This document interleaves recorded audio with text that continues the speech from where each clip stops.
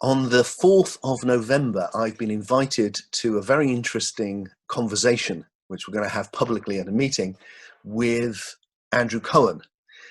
And I'm aware that for some people, that will be like, who's Andrew Cohen? And for other people, that will be controversial, who know about Andrew.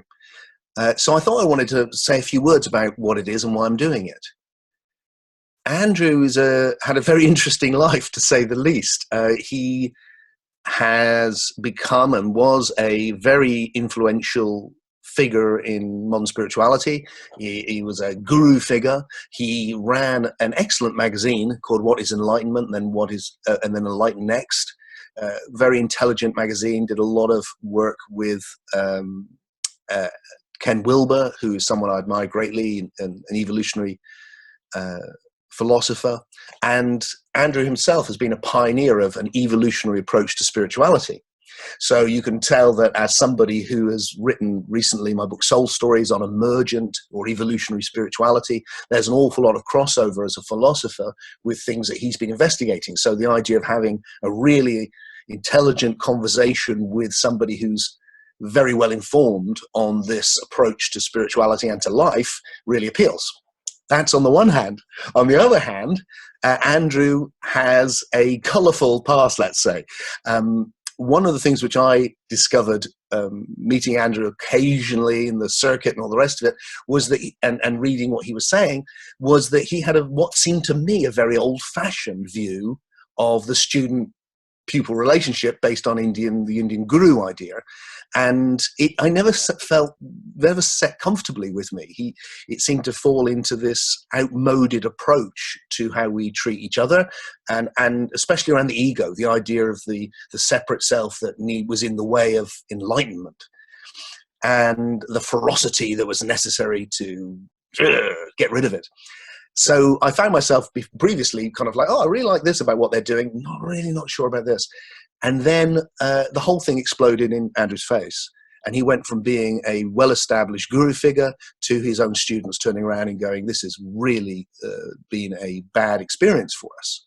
So, and in a way that some of the stuff is, quite frankly, quite distressing. And the whole of his spiritual empire collapsed. And that has put him through a very profound change, as you might imagine. So when I had the chance to meet up with Andrew just to have a conversation in London, I jumped at it because I thought, this is interesting. I wonder what has happened to this man on his own personal journey. And I found him transformed from when I'd met him previously, when he was the guru figure, in a very interesting way. Now, I have only met Andrew the once since all the big changes for him, and I don't know him very well. I've spoken to him in preparation for this meeting a little, and really enjoyed the conversations. He's a very smart and interesting man.